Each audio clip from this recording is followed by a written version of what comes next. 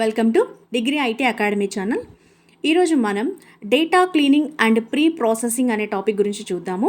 ఈ టాపిక్ సంబంధించిన పీడిఎఫ్ కావాలి అంటే www.degreeitacademy.in అనే వెబ్సైట్ని విజిట్ చేయండి. పీడిఎఫ్ అవైలబుల్గా ఉంటుంది. వీడియో కనుక నచ్చినట్లయితే లైక్ చేయండి, షేర్ చేయండి, సబ్స్క్రైబ్ చేసుకోండి. Data cleaning and pre-processing is the process of identifying, correcting, and preparing raw data before it is used for analysis or training artificial intelligence and machine learning models. So data cleaning and preprocessing అనేది ఒక artificial ఇంటెలిజెన్సీని లేదా machine learning మోడల్ని prepare చేయకముందే, training ఇవ్వకముందే దీన్ని check చేసుకోవాల్సి ఉంటుంది. ఎందుకు అంటే కరెక్ట్ ఇన్ఫర్మేషన్ లేకపోతే కరెక్ట్ రిజల్ట్ అనేది రాదు. సో అందుకోసం data cleaning and pre processing అనే ప్రాసెస్ మాత్రం ఖచ్చితంగా important. Since real world data often contains errors, missing values, duplicate and inconsistencies, cleaning the data improves it's quality and reliability. So real వరల్డ్లో ఏంటంటే ఉండే data అనేది కరెక్ట్గా ఉండకపోవచ్చు, ఎర్రర్స్ ఉండొచ్చు, లేదా మిస్టేక్ వాల్యూస్ ఉండొచ్చు, లేకపోతే మిస్సింగ్ వాల్యూస్ ఉండొచ్చు, డూప్లికేట్స్ ఉండొచ్చు. సో ఇలాంటి వాటిని ఐడెంటిఫై చేయడం కోసం data cleaning and preprocessing అనేది most important. Understanding dirty data. Dirty data refers to data that contains errors, inconsistency or incomplete information. So dirty data అని దేన్ని అంటాము అంటే మనం కలెక్ట్ చేసిన డేటాలో ఎర్రర్స్ కానివ్వండి, ఇన్కన్సిస్టెన్సీ కానీ లేదా ఇన్కంప్లీట్ ఇన్ఫర్మేషన్ కనుక ఉంటే దాన్ని మనం డర్టీ డేటా కింద డిక్లేర్ చేస్తాము. ఎందుకు అంటే మనం ఆల్రెడీ ప్రీవియస్ క్లాసెస్లో చెప్పుకున్నాం ఏఐ మోడల్స్ కానివ్వండి, లేకపోతే మిషన్ లెర్నింగ్ మోడల్స్ కానివ్వండి ప్రిపేర్ చేయాలి అంటే డేటా అనేది ఇక్కడ చాలా ఇంపార్టెంట్. సో అలా కలెక్ట్ చేసిన డేటా నుంచే డెసిషన్ మేకింగ్ అనేది జరుగుతుంది. కాబట్టి కలెక్ట్ చేసిన డేటాలో ఎర్రర్స్ కానివ్వండి, లేకపోతే ఇన్కంప్లీట్ ఇన్ఫర్మేషన్ కానివ్వండి ఉండకుండా చెక్ చేసుకోవటానికి మనం ఈ డేటా క్లీనింగ్ అనే దాన్ని యూజ్ చేస్తాం. There are several types of dirty data. అవేంటో ఇప్పుడు మనం చూద్దాము. First one, missing values. Missing values occur when some information is not available in the data set. So ఒక వాల్యూ అనేది డేటా సెట్లో కనుక మిస్ అయింది అనుకోండి, దానివల్ల రిజల్ట్ అనేది యాక్యురేట్గా ఉండదు. సో ఎప్పుడు దీన్ని మిస్సింగ్ వాల్యూ అని చెప్పేసి అంటామంటే ఇన్ఫర్మేషన్ అనేది అవైలబుల్గా లేకపోతే దాన్ని మనం మిస్సింగ్ వాల్యూ కింద ట్రీట్ చేయాల్సి ఉంటుంది. అంటే ఫర్ ఎగ్జాంపుల్ ఒక స్టూడెంట్ డేటాబేస్ కనుక తీసుకుంటే స్టూడెంట్ డేటాబేస్లో ఏమేమి ఉండాలి? Student number, name, age, date of birth, so ఇలాంటివన్నీ ఉండాలి. అలా కాకుండా అందులో డేట్ ఆఫ్ బర్త్ కానివ్వండి, ఏదైనా ఒక నేమ్ కంప్లీట్గా కానివ్వండి, ఏదైనా ఒకటి కనుక మిస్ అయింది అంటే దాన్ని మనం మిస్సింగ్ డేటా కింద ట్రీట్ చేయాల్సి ఉంటుందన్నమాట. దీనివల్ల missing values can effort the accuracy of analysis and AI predictions. So missing values వల్ల ఏమవుతుందంటే యాక్యురసీ దెబ్బతింటుంది. అదేవిధంగా ఏఐ ప్రిడిక్షన్స్ అంటే ఏదైతే ఏఐ డెసిషన్ మేకింగ్ చేస్తుందో ఆ ప్రిడిక్షన్స్ అనేవి మిస్ అవ్వడానికి అవకాశం ఉంటుంది. కాబట్టి మిస్సింగ్ వాల్యూస్ని ఐడెంటిఫై చేయడం అనేది ఇక్కడ చాలా ఇంపార్టెంట్.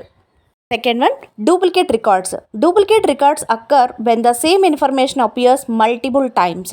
సో డూప్లికేట్ డేటా అని దేన్ని అంటామంటే సేమ్ ఇన్ఫర్మేషన్ మల్టిపుల్ టైమ్స్ కనుక రిపీట్ అవుతూ ఉంటే దాన్ని మనం డూప్లికేట్ డేటా అని చెప్పేసి అంటాం.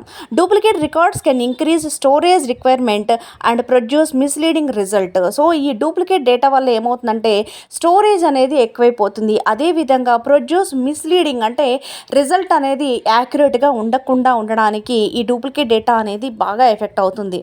Therefore duplicate entries should be identified and removed. ఖచ్చితంగా డూప్లికేట్ డేటాని మనం ఐడెంటిఫై చేసి దాన్ని డిలీట్ చేయాల్సి ఉంటుంది. లేకపోతే వచ్చిన రిజల్టే మల్టిపుల్ టైమ్స్ రావటం వల్ల యాక్యురసీ అనేది తగ్గుతుందన్నమాట. అందుకోసం డూప్లికేట్ రికార్డ్ అనేది ఉండకుండా చూసుకోవాలి. One, incorrect formats. Some times data ఈ స్టోర్డ్ ఇన్ డిఫరెంట్ ఫార్మాట్స్. కొన్ని సందర్భాల్లో మనకేంటంటే డేటాని డిఫరెంట్ ఫార్మాట్స్లో స్టోర్ చేయడం జరుగుతుంది.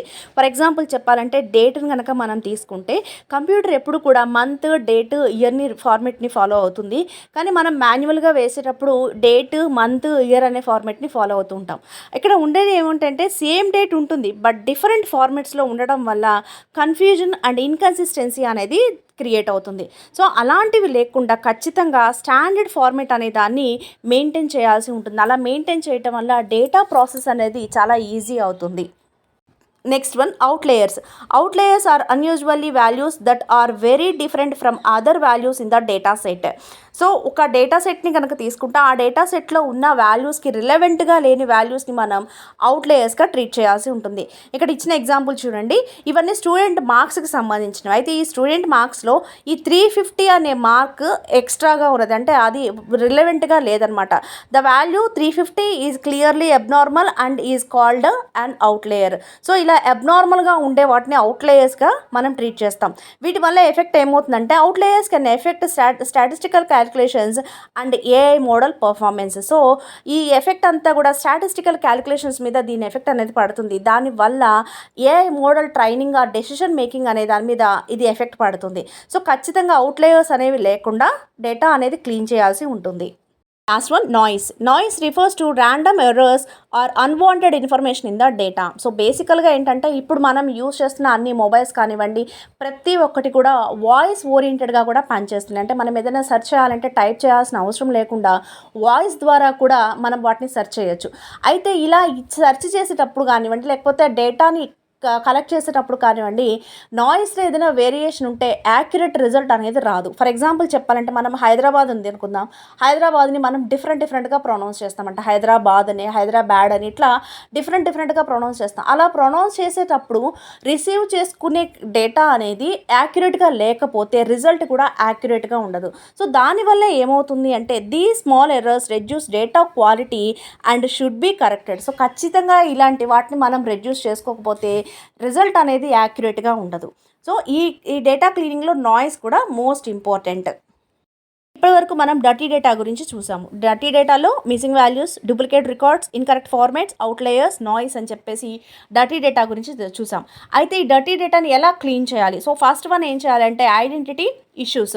సో ఫస్ట్ ఆ ఇష్యూస్ ఏమేమి ఉన్నాయి అనేది ఐడెంటిఫై చేయాలి. తర్వాత హ్యాండిల్ ఎర్రర్స్, ఆ ఎర్రర్స్ని ఎలా హ్యాండిల్ చేయాలో చెక్ చేసుకోవాలి. తర్వాత వ్యాలిడ్ క్లీన్ డేటాని మనము ఏఐకి అందించాలి. సో అలా ఏఐకి ఇచ్చిన డేటా నుంచే machine learning or AI model అనేది ట్రైన్ అయ్యి డెసిషన్ మేకింగ్ అనేది డిపెండ్ అయి ఉంటుంది. సో యాక్యురేట్ డేటాని కలెక్ట్ చేస్తేనే యాక్యురేట్ రిజల్ట్ అనేది వస్తుంది. వీడియో కనుక మీకు నచ్చినట్టయితే లైక్ చేయండి, షేర్ చేయండి, సబ్స్క్రైబ్ చేసుకోండి.